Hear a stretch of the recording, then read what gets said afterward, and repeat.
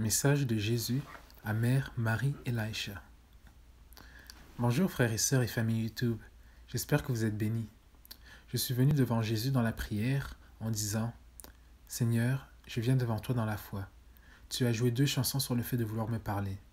Alors je sais que ton cœur est accablé. » Je me suis senti conduit à utiliser la Bible pour obtenir une parole à partir des Écritures.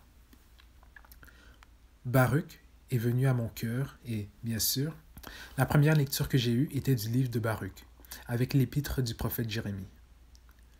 Notez que de ces écritures que le Seigneur m'a données, 2 proviennent de livres apocryphes de l'Ancien Testament. La raison pour laquelle elles ne sont pas incluses dans nos Bibles protestantes est parce qu'elles ont été retirées, puisque les scribes juifs ne croyaient pas que ces livres étaient inspirés. L'original King James Bible de 1611 contenait les livres apocryphes, mais ils ont été supprimés dans les éditions ultérieures. Le livre de Ben Sirach, ou Ecclésiastique, est dans la Bible orthodoxe et est considéré comme un livre de sagesse. Le livre de Baruch est une extension des prophètes. Le thème est sur le salut d'Israël qui doit être fondé sur la sagesse. Donc, juste un arrière-plan pour ceux qui pourraient vouloir protester contre la façon dont le Seigneur m'a donné cette parole. Alors, ouvrant la Bible, mes doigts sont tombés sur le verset 62 du livre Baruch qui concerne « Ne le saurais-tu pas, le feu tombant du ciel sur la forêt ?» Baruch 6, verset 62. « Et le feu, envoyé d'en haut pour brûler les montagnes et la forêt, exécute son commandement. Mais ces faux dieux ne sont pas leurs égaux, que ce soit en apparence ou en puissance. » La deuxième lecture était de Ézéchiel 3, versets 14 à 17. « Et l'Esprit m'a soulevé et m'a emmené, et je suis parti de mon esprit tout amer, car la main du Seigneur s'est fortement appuyée sur moi. J'arrivai à Tel Abib, vers les exilés qui demeuraient près du fleuve du Kébar, et dans le lieu où ils se trouvaient. Là, je restai 7 jours, stupéfait au milieu d'eux. Au bout de 7 jours, la parole de l'Éternel me fut adressée en ces mots. « Fils de l'homme, je t'établis comme sentinelle sur la maison d'Israël. Tu écouteras la parole qui sort de ma bouche, et tu les avertiras de ma part. » La troisième lecture que j'ai eue était Ben Sirach 17, versets 24 à 29. Mais, aux pénitents, il offre un chemin de retour et encourage ceux qui perdent espoir. Revenez au Seigneur et abandonnez vos péchés. Priez devant lui et réduisez vos offenses. Tournez-vous à nouveau vers le Très-Haut et loin de l'iniquité, et détestez intensément ce qu'il déteste. Qui, dans le Sheol, peut glorifier le Très-Haut à la place des vivants qui y font l'éloge? Les morts ne peuvent pas plus faire l'éloge que ceux qui n'ont jamais vécu. Ceux qui sont vivants et bien glorifient le Seigneur. Quelle est la miséricorde du Seigneur et son pardon pour ceux qui reviennent à lui? Seigneur, je ne peux pas m'empêcher de penser qu'il y a d'autres calamités à venir et tu veux que j'avertisse encore une fois. Jésus a commencé. Oui, bien-aimé, pourquoi continuez-vous à crier dans la peur? Eh bien, pour être honnête, Seigneur, je tremble à ta parole et, plus important encore, je ne veux égarer personne avec ces mots en pensant qu'ils viennent de toi alors qu'ils viennent de moi. Comme tu peux le voir, je lutte toujours contre l'incrédulité. Oh, aide-moi, Seigneur. Jésus a répondu.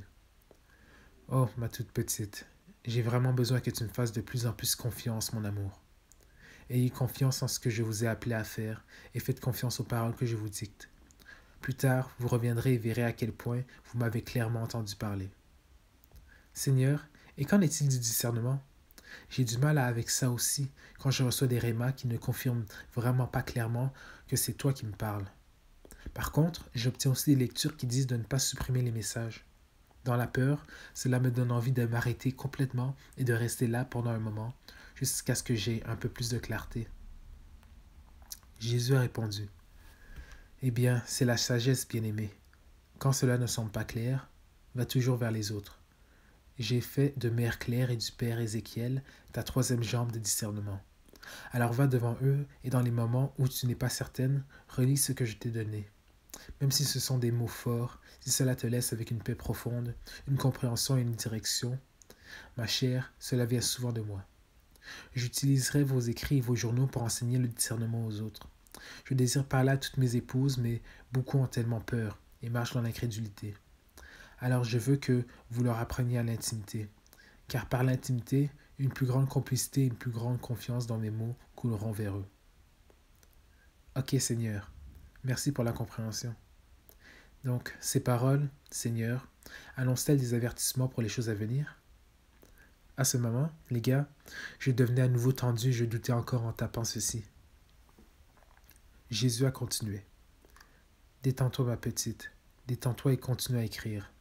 Oui, bien-aimé, les choses à venir sont si dévastatrices. Beaucoup ne seront même pas en mesure de comprendre pourquoi ou ce qui se passe. Ce sera une chose après l'autre, ma chère. À quel point j'appelle vraiment mes endormis à se réveiller de leur sommeil, alors que cette pandémie et cette peste meurent et qu'une autre se lèvera sur ses talons. Les incendies de forêt surviennent cet été dans toute votre nation, comme jamais auparavant, détruisant les cultures, les champs, les maisons et le gagne-pain de ses habitants. Ce sera un immense défi pour votre nation et les pompiers de forêt, ma bien-aimée. Beaucoup de mes animaux seront également pris au milieu des flammes et périront. Beaucoup se mettront alors à crier « Où est Dieu dans tout cela ?» Et je vous réponds « Mon peuple, je suis ici. J'ai toujours été ici en attente de votre réponse. Veux-tu voir maintenant que la terre est en train de disparaître et qu'il n'y a rien de bon en elle? Allez-vous maintenant commencer à voir que votre vie n'est qu'une vapeur et me la donner? Allez-vous maintenant commencer à voir que vos forteresses, vos espoirs, vos richesses et même votre santé ne peuvent pas vous sauver? Il n'y a que moi seul qui peux. Appelez-moi mon peuple. J'attends d'entendre mes bien-aimés crier vers moi dans une grande humilité et contrition en vous tournant de vos voies de péché pour que je puisse guérir la terre. Pourtant, beaucoup diront, comment ai-je péché? Je suis une bonne personne. Je suis allé à l'église, je paye la dîme. Oh, mes bien-aimés, travaillez pour votre salut et bien plus que cela. C'est un désir total de vivre sans péché. Je vous ai appelé à être saint comme je suis saint. C'est un renoncement au compromis. Petit renard qui continue de gâter la vigne, c'est un examen approfondi de votre conscience quant à la façon dont vous avez vécu votre vie. Êtes-vous vraiment en train de me suivre? Aimez-vous votre prochain comme vous-même? Aidez-vous les malades, les pauvres, les affamés? Pas seulement avec un don ici et là, mais votre cœur est-il vraiment en vie pour les autres, pour mon royaume, ou l'est-il seulement pour vous et votre famille? S'il vous plaît, réveillez-vous, mes très chers, sortez de votre sommeil et ne dormez plus.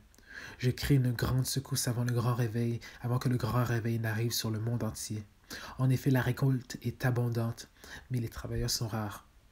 Maintenant, à mes fidèles, il y en a tout autour de moi qui me cherchent dans leur cœur, qui cherchent des réponses à leurs questions. Et vous avez les réponses. C'est le moment idéal pour partager mon amour, mon espoir et ma foi avec tous ceux qui vous entourent. Je vous en prie, n'hésitez pas à saisir les opportunités que je vous présente.